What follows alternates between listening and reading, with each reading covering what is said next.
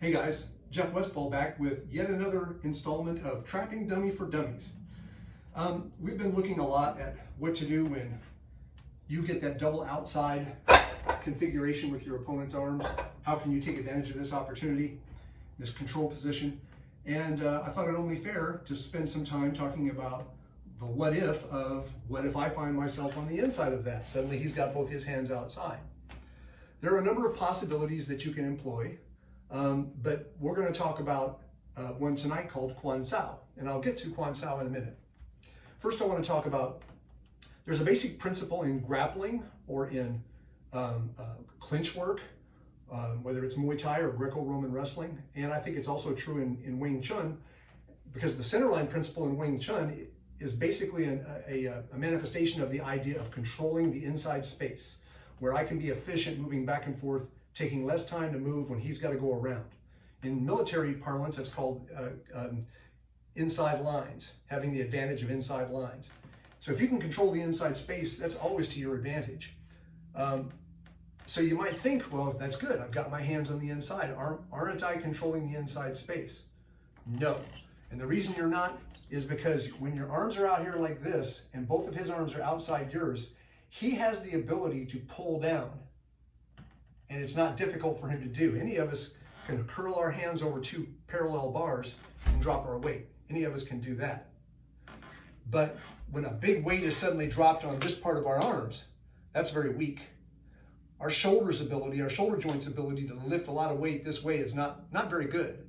So because of the way human arms are structured, that's a very weak position. Now, if my two inside hands make it up to his head, so that, for example, like in Muay Thai, where I've got a forearm over his collarbone and I'm locked onto his head, and I even with one hand, that's pretty good. With two hands, it can be devastating, especially if I add in my ear and lock him down with my ear. Very robust structure then, and you're controlling the inside space. But you've created a base on the opponent with your two hands in that situation. If he pulls down on your arms, he's pulling down on his own neck. Doesn't work to just pull down. As a matter of fact, that's what the plum position in Muay Thai is designed to deal with, is people who freak out and want to try to pull your arms off. There are ways to get out, but that's not one of them. So what we want to do here is we want to look at, instead of trying to figure out what cool things we can do in here, because we can't unless we can anchor our hands, and if the opponent's good, he's already crushing your hands in and down, which guess what means he has stolen the inside space from you. He just did it from the outside. He made your arms come down, maybe your head came forward, and now here's the inside space and he's controlling it, and he got there from the outside. So you don't control the inside space in a grappling or trapping scenario if your hands aren't anchored on something to give you stability. So instead, we need to just get out of dodge. We need to evade this situation. And we do it by rolling one of our inside hands in a fashion like this, where the wrist rolls back.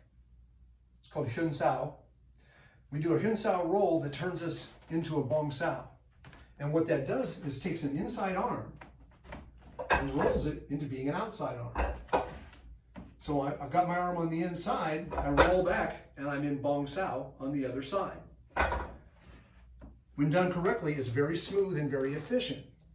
It's not enough just to say I'm going to move to the left and roll my arm around the arm. If I try to do that, I'll break my arm between the two arms. Probably unlikely with a human. Humans aren't that mighty, but it's a good lesson for you. This is not the most efficient direction to move. Instead, I want to bring my arm back up the center, like I'm drawing this circle here, and I can work between these two arms very effectively. If your opponent's strong, you're not going to be able to just pry his arms apart like your arm's a crowbar, but you can roll around them. So if I've got both my arms on the inside, I simply do what I just showed you with one of my two arms, and I am in Quan Sao, which is frequently confused with Guang Sao, which is a whole different thing. We discussed that in an earlier episode of the Trapping Dummy for Dummies videos. This is Guang Sao with a G, but we're doing Quan Sao, which is an outward Tan Sao and a low Bong Sao or a high Bong Sao. In this case, we're doing the high Bong Sao because we're dissolving out. There are other applications for Quan Sao. So here I am, double inside, and I roll out to Quan Sao. I can come back. And in reality, I would never seek to spend time in this position.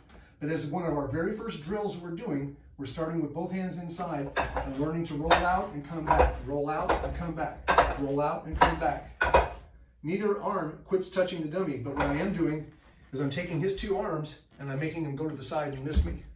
Or I'm making him go to the side and miss me that way.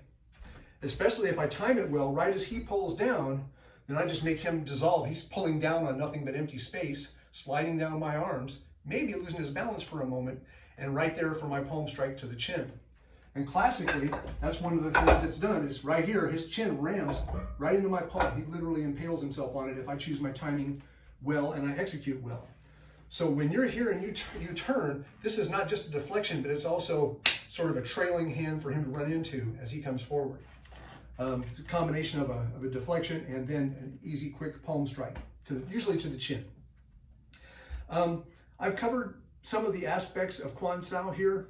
I'm going to come back with another episode and I'm going to show you some things that you can do from there. When you dissolve out, what are some other things that you can do? And maybe some other applications of Quan Sao itself. So I hope this was interesting for you. I hope you enjoyed it. Take care, and I'll see you next time on Trapping Dummy for Dummies.